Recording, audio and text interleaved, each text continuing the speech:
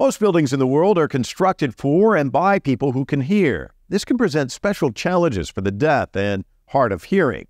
2 decades ago, a team at Gallaudet, a university for deaf students in Washington, D.C., developed what would become known as the DeafSpace architecture principles. We meet some of the leaders behind this influential design philosophy.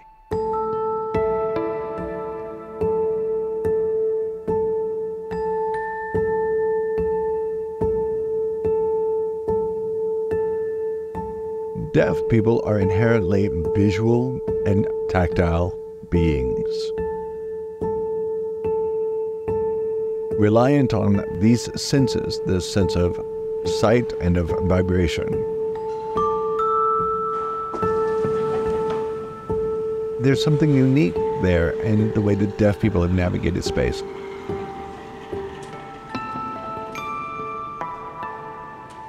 I'm Ben Bain. I'm a retired professor here in the Department of Deaf Studies, and I worked at Gallaudet for 27 years.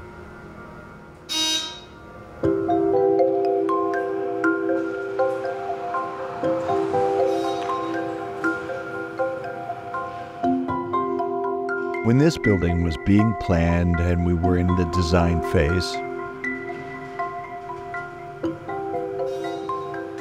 the provost at that time, Jane Fernandez,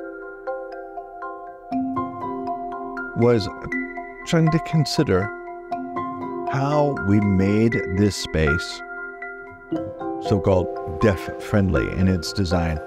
And we really engaged in some deep discussion of this and engaged Hansel Bauman, who is an architect, to work with us.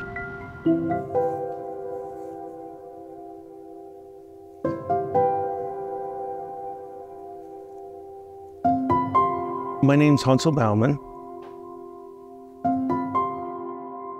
I'm a hearing architect who has had the privilege of working within the deaf community now since 2005. Being deaf in the world is a uniquely spatial condition insofar as your communication is spatial through sign language, and you also have a way of monitoring the world and having spatial orientation. Wayfinding is also very, very much more focused in visual modality as well as tactile modality.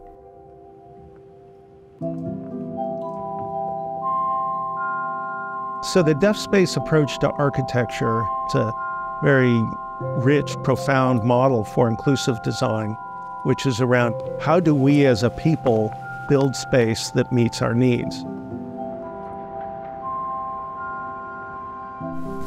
My brother, Dr. Dirksen Bauman, who is the professor of deaf studies, he and I would stay up late at night, and also with Dr. Ben Bahan, we would talk about these ideas of around deaf space.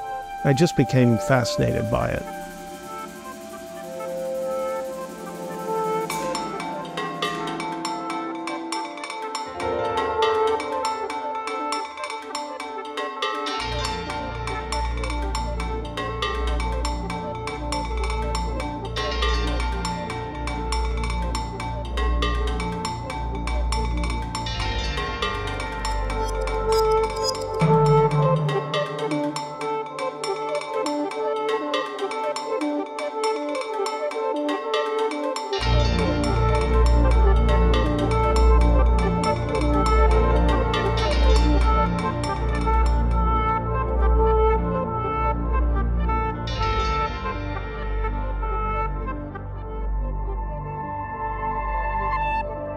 Robert Servich is one of the original members of the DeafSpace project. He was instrumental in developing the basic principles of DeafSpace design. Chief among them are his development of the dorsality theory. In his theory, Robert challenges the long-held belief that forward-facing vision is central to deaf social and spatial experiences. Instead, he argues that comprehending space behind oneself, or the dorsal realm, that falls outside of that forward visual field is equally formative. Third of the DeafSpace design guidelines that focus on the ways in which architecture can support deaf orientation are in fact rooted in the dorsality theory.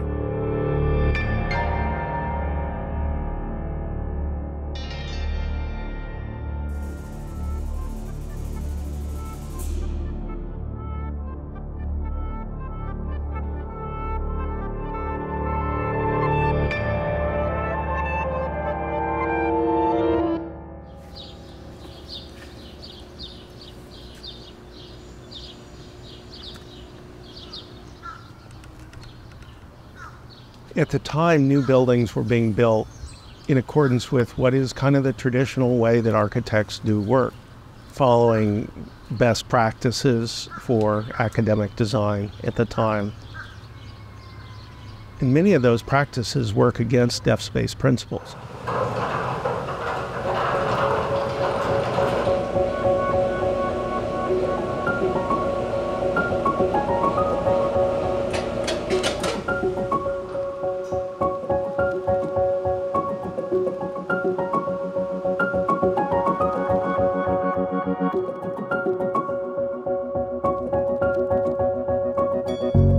In terms of the general principles of DeafSpace, when we're looking at sightline, propagation of vibration, and the way that we use the building as sort of the third person in an interaction.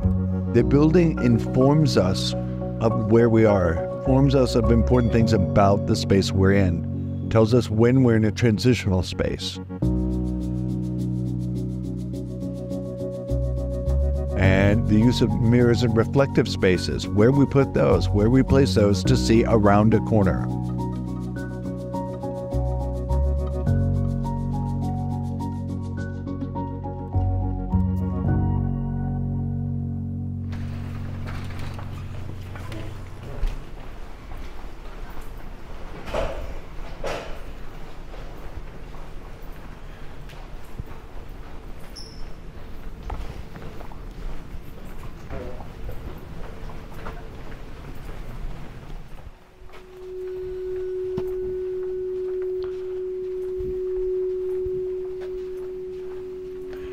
So you'll see how this corner curves as you come around. So if we have two people walking, we'll have a visual sight of each other. Compare that with this hard corner, hard 90-degree corner, where you're likely to run into somebody.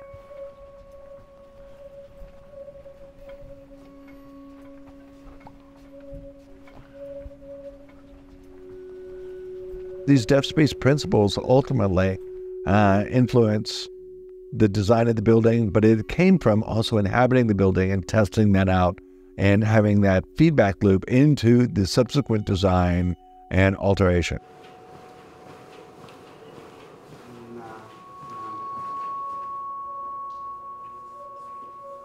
These markings identify where I am in space.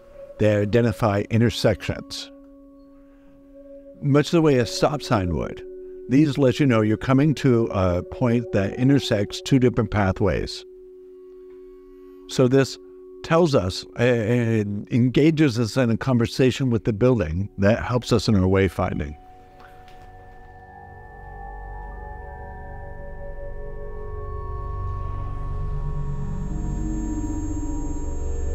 We realized that by providing a kind of predictable either rhythm of columns or rhythm of windows or a kind of regulating line that might be something that your eye is always referencing can become a way of wayfinding, not only for people who might be signing and walking, but also for folks with low vision.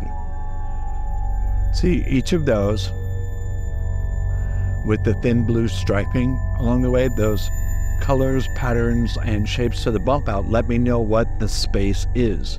Then in the middle of the hallway, you'll see there's a black line. So without even being there, I know there's another hallway there because the space communicates this to me.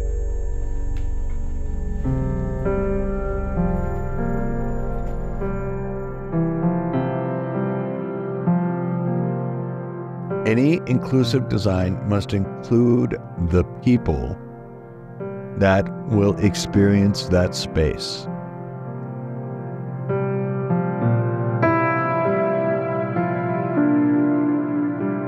or be impacted by a part of that space. They need to be part of the design process.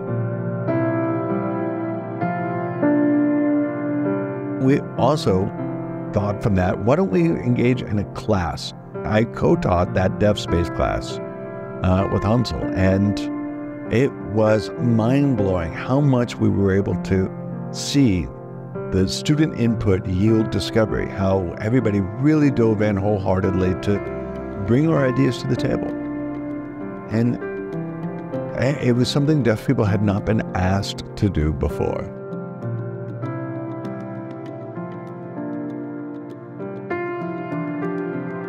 It was incredible to see how they would take on the assignments and then implement work, not as if it were a school assignment, but an opportunity to fundamentally change the way that their own spaces could be arranged, or the way that they saw the world or talked with others.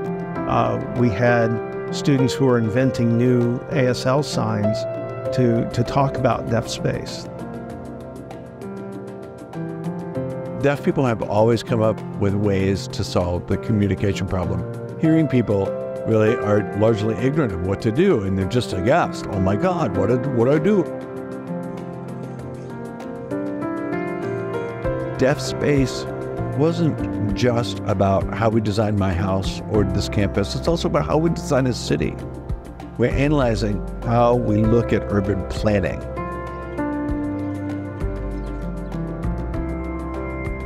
I'm hoping that people are learning about the idea of being more mindful about really fundamental decisions about, say, the placement of a window or the shape of a space.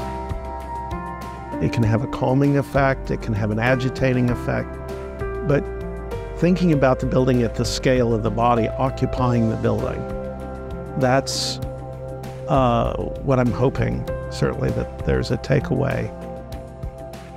The goal of DeafSpace isn't just to benefit deaf people, it's to benefit everyone.